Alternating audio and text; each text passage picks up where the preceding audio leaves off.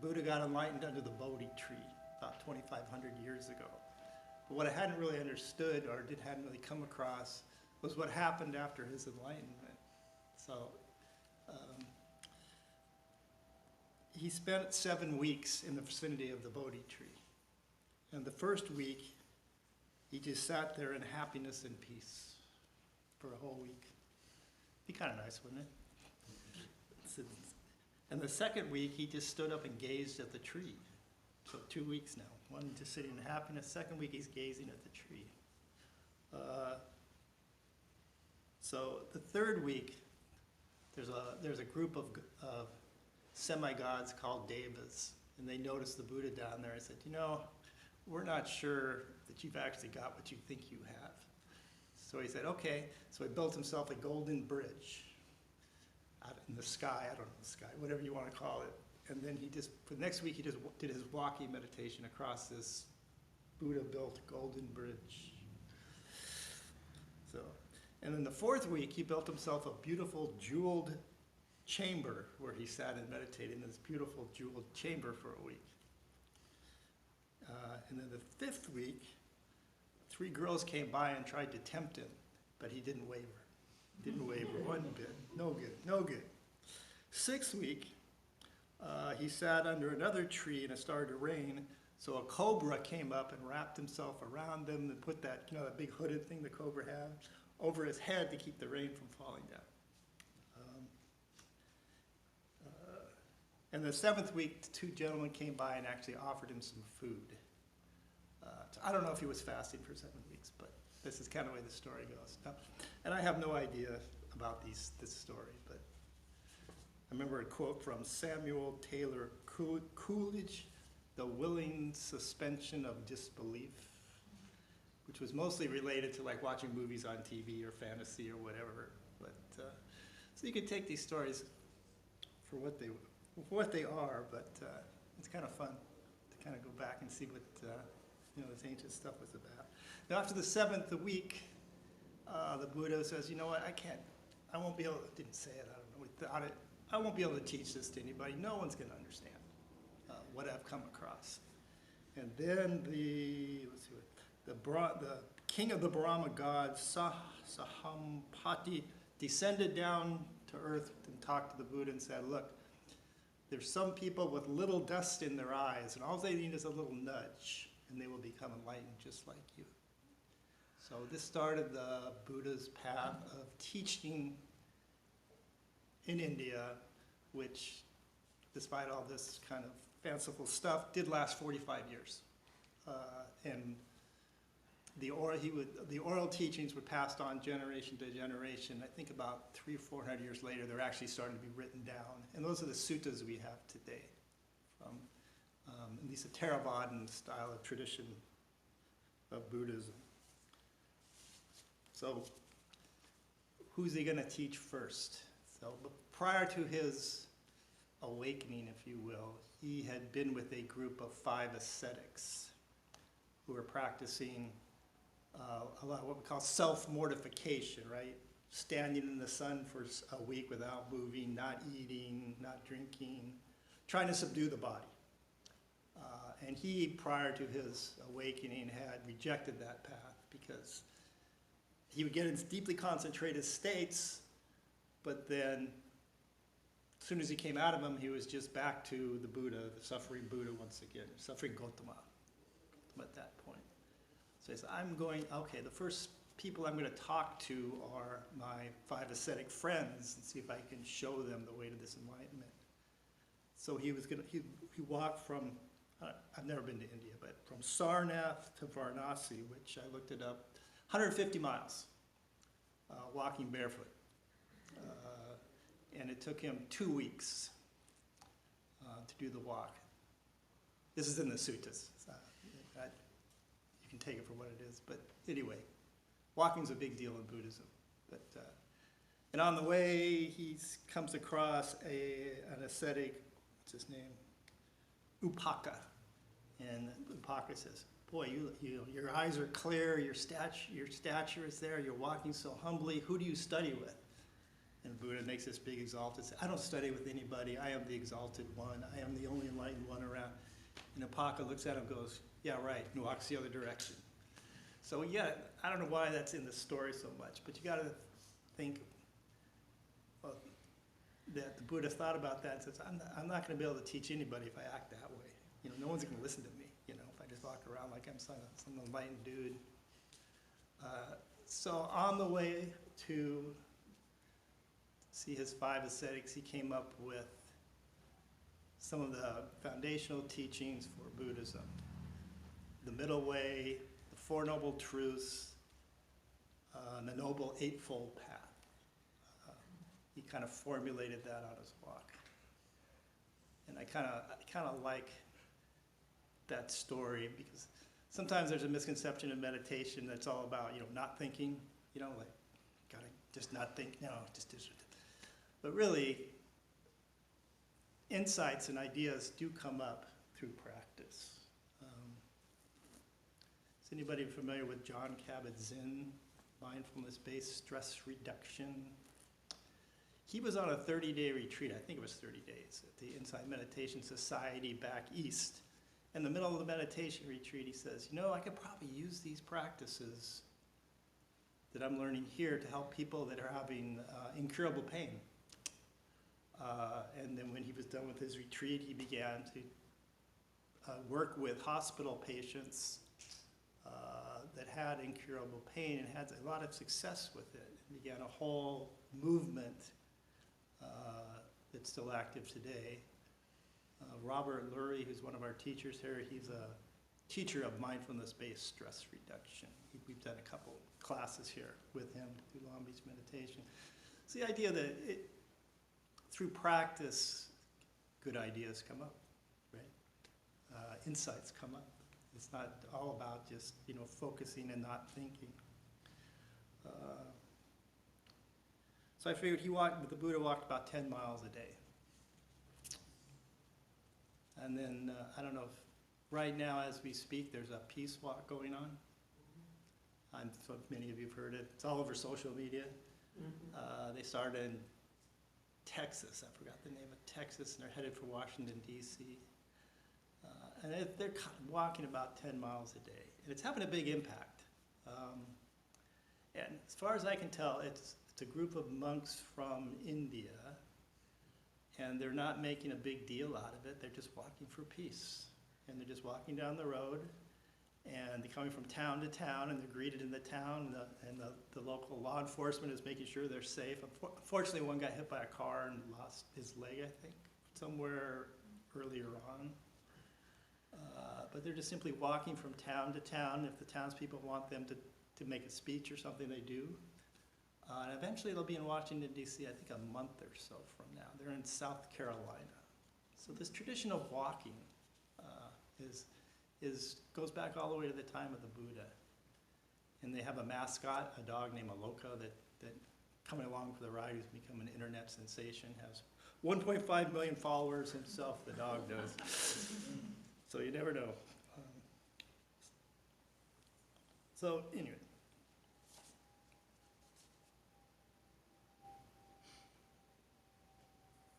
So walking comes highly recommended.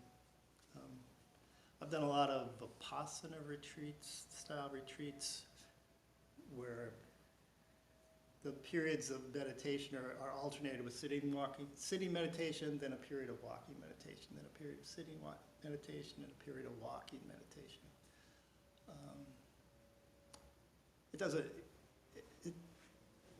It wakes the body up. I couldn't sit for 2 or 3, 4 hours at a time. I don't think very many people can. So you just sit for maybe usually 45 minutes of sitting, 45 minutes of walking, 45 minutes of sitting, 45 minutes of walking. And just the walking is just like 10, 15 paces, turn around, 10, 15 paces back.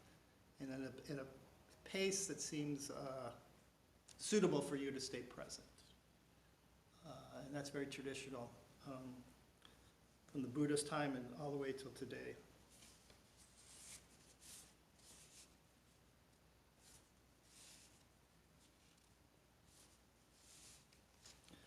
So when the Buddha finished his walking, he found his 5 ascetics, And at first they could tell he'd been eating.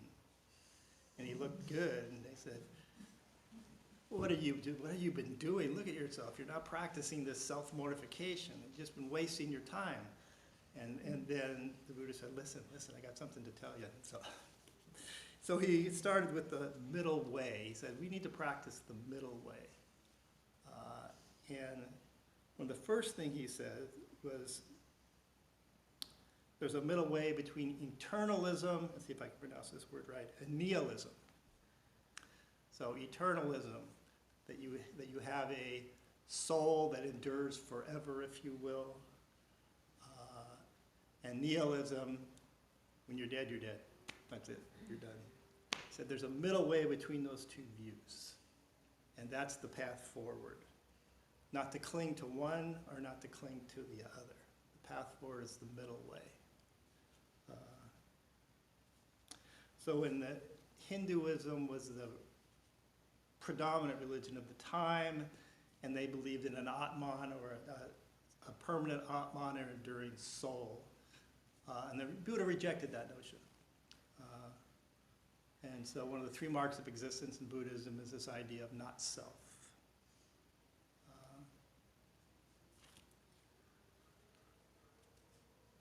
And then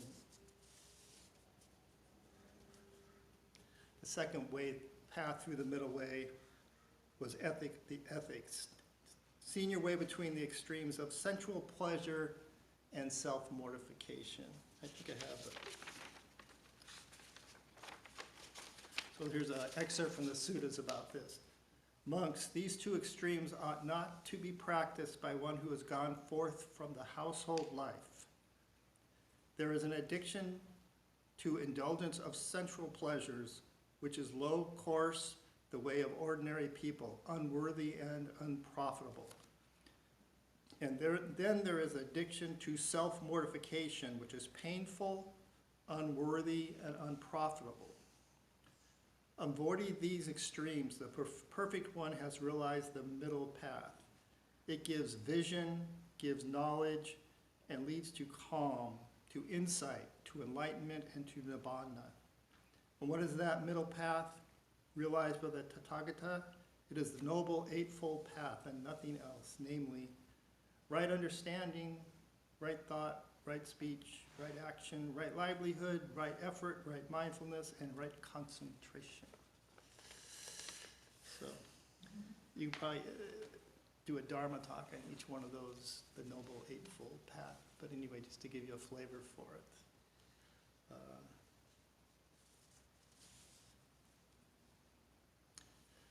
So I guess when you reflect on that, we look at 2026 in our lives that we lead. How do you find the middle path through for ourselves? We're surrounded by sense pleasures, that's for sure.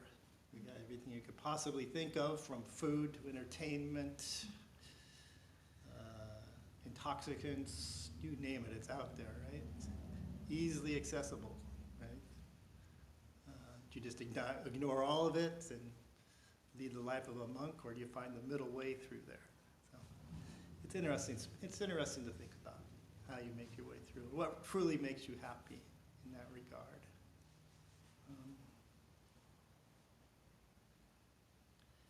So the middle way also transcends opposites. Learning to be comfortable with paradox. Good and bad, right or wrong.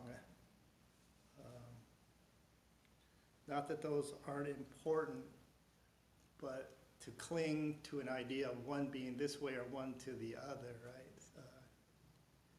Creates a lot of mental turbulence, if you will.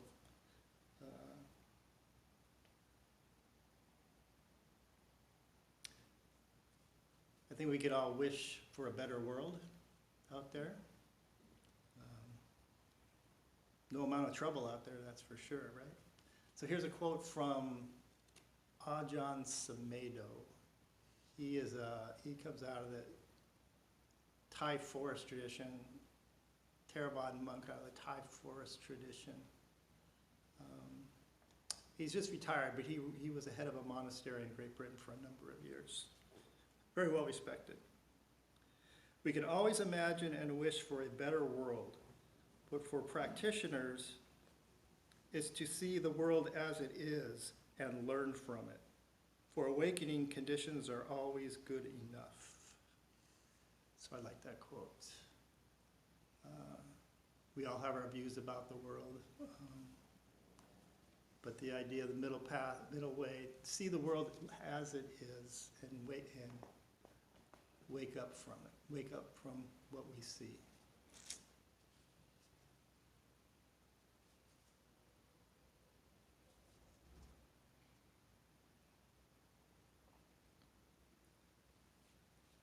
This is a quote from Alan Watts. He wrote a book, I think this is the title of one of his books, The Wisdom of Insecurity.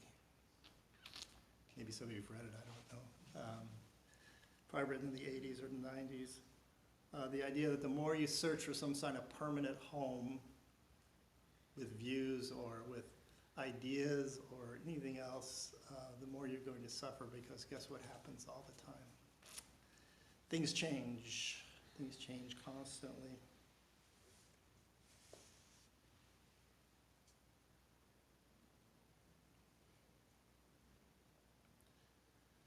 So another view, this is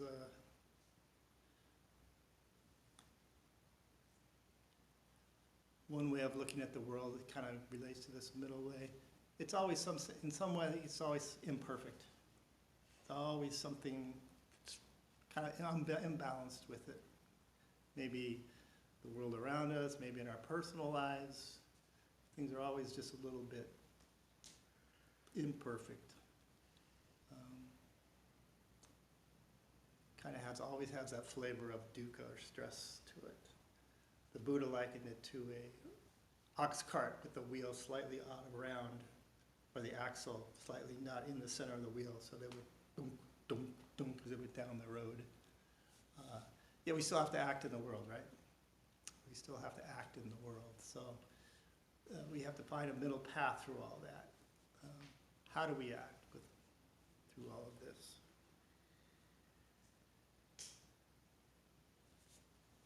And here's a little Zen aphorism. To live in a trusting mind is to be without anxiety about non-perfection. So I like that.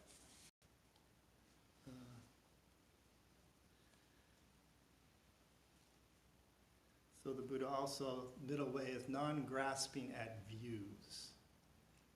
So I just kind of went through a little bit for this organization, Long Beach Meditation. I think we have a number of different flavors of Buddhism here. I kind of feel most comfortable in Western style Vipassana meditation, which is sort of based on these old suttas and traditions. It tends to emphasize an individual awakening and transcending this, in the ultimate form, transcending the cycle of birth and death.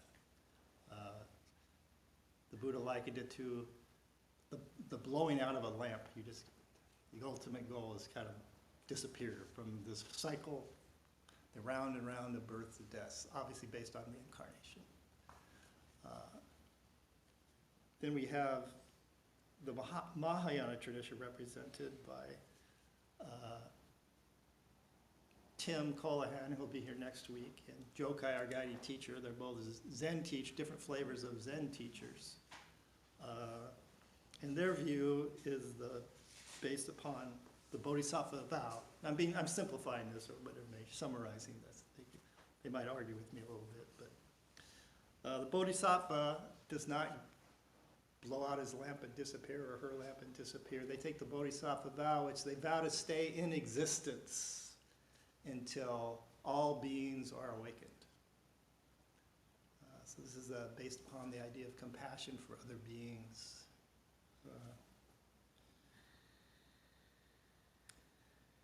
They emphasize emptiness, shunyata, phenomena, all phenomena. And there's one that resonates with me is the notion of all beings having Buddha nature, some kind of permanent awareness behind all of the conditioned phenomena. The early Theravada doesn't speak much to that, though people do argue that. So that's the Mahayana view. And then Jampa comes from the Tibetan, Vajrayana or Tibetan view. He's another one of the teachers here. So very similar, to me, very similar to the Mahayana. I shouldn't be speaking for him, but they're much more awake in one lifetime and relationship with a teacher or a guru. That's sort of their kind of take. So how do you make your way through all these different views? Many of you have sat with them, I'm sure, seen both of them, know them. The middle way, right? What works for you, right? What works for you? Tim, once again, will be here next week. He's from the Korean Zen school, and sort of the founder, at least in this country, not the founder, but the main person was, I'm going to butcher this name, Swang Song. And he talked about the don't know mind.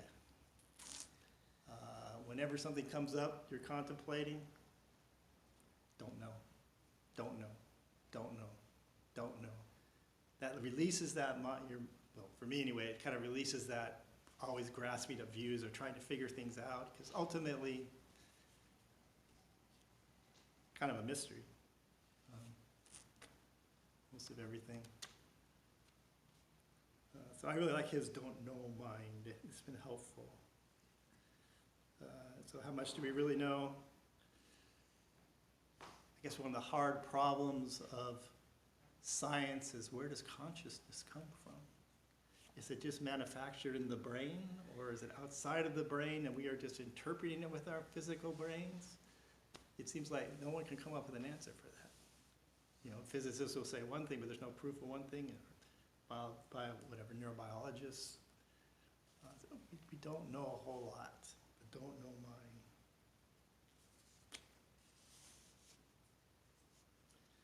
And I'll just say a couple more things and then open up for discussion. This came across, maybe spent too much on social media, but there's a teacher in the Bay Area, roughly the Bay Area, Rick Hansen. He runs a podcast every week with his son, Forrest Hansen.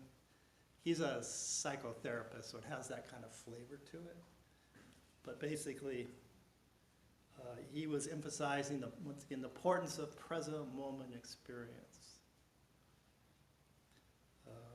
How much of your energy is focusing on the future, trying to create a future for yourself, or worried about what happened in the past. And for him, the message was, spend enough time in the present moment so that it begins to inform your decisions on what you do for the future. Rather than figuring out, I'm going to get a house, a job, a car, a relationship, and then I'm going to be in the present moment, right? Get into the present moment as much as you can now, and let that inform your decisions on how you proceed forward, rather than do it backwards. I think that's what he sees through his practice.